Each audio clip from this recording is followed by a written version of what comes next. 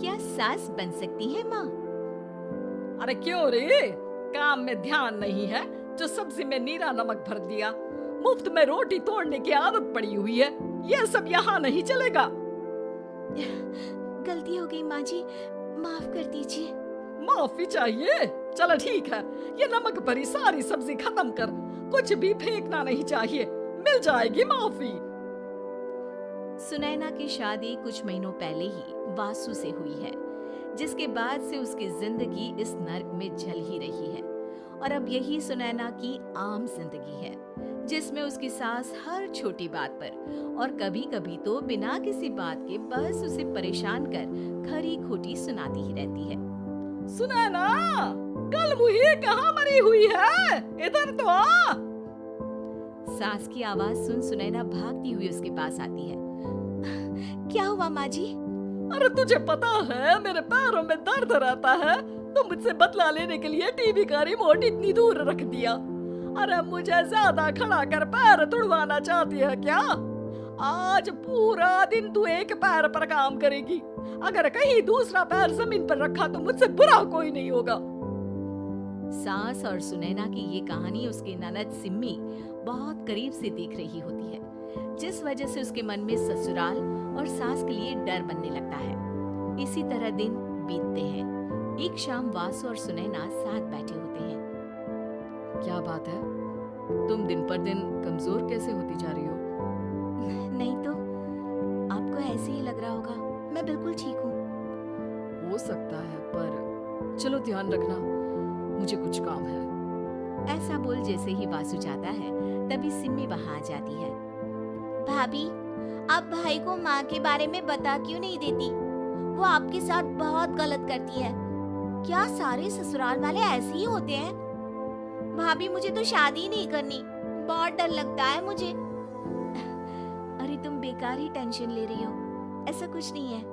मुझे पता है तुम्हारा ससुराल बहुत अच्छा है, इसलिए खुशी खुशी ससुराल की तैयारी करो। सिम्मी तो वहां से चली जाती है, लेकिन सुनैना उसकी बातों से सोच में पड़ जाती है।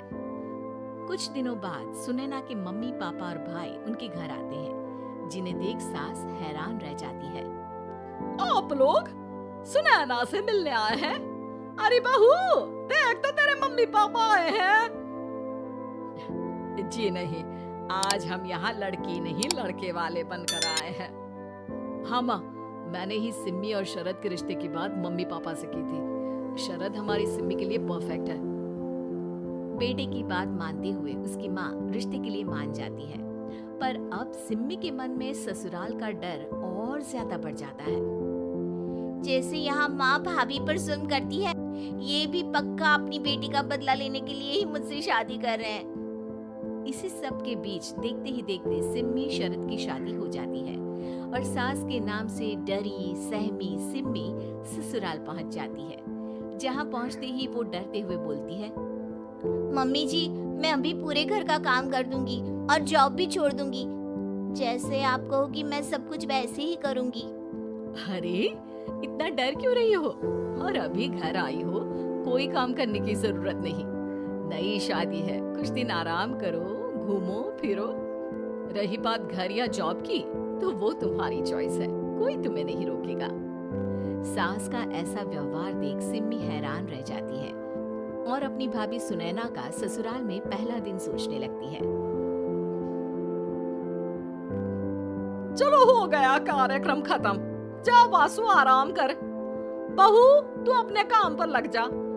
काम से मेरा मतलब है घर का काम, क्योंकि अब से तुम इसके अलावा और कोई जॉब वॉब नहीं करोगी। हाँ, क्या हुआ, कहाँ खो गई?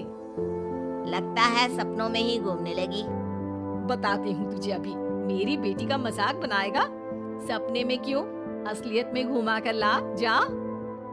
ससुराल की ऐसी इमेज सिम्मी ने कभी सपने में भी नहीं सोची थी। अपने आप को बहू नहीं बेटी सुन उसे बहुत हैरानी होती है, लेकिन जैसे जैसे समय बीतता है तो अब सिम्मी को किसी भी जगह से ज्यादा ससुराल अच्छा लगने लगता है। एक दिन सिम्मी सबसे मिलने मायके आती है तो अपनी माँ को भाभी पर चिल्लाते हुए देखती है।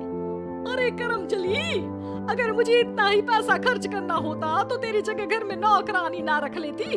तुझे लेकर आई जिससे नौकरानी का पैसा बचे, पर तू तो उससे भी ज्यादा खर्चा करा रही है। बस माँ, तुम्हें कोई कुछ बोलता नहीं तो हर हद पार करोगी क्या? अगर यही सब मेरी सास करे तो? अरे तो उनकी बेटी को जिंदा गाड़ दूंगी। तुम्हारे और उनके अंदर यही तो फर्क है माँ। तुम उनकी बेटी के साथ क्या क्या करती हो। सब कुछ पता होने पर भी वो तुम्हारी बेटी को पलकों पर बिठा कर रखते हैं। एक आप है, उनकी बेटी को अपनी बेटी जैसा तो क्या बहू तक नहीं समझती। माँ, आपको सुनकर मिर्ची जरूर लगेगी, लेकिन मेरी सास मेरी माँ से अच्छी माँ और सास दोनों है।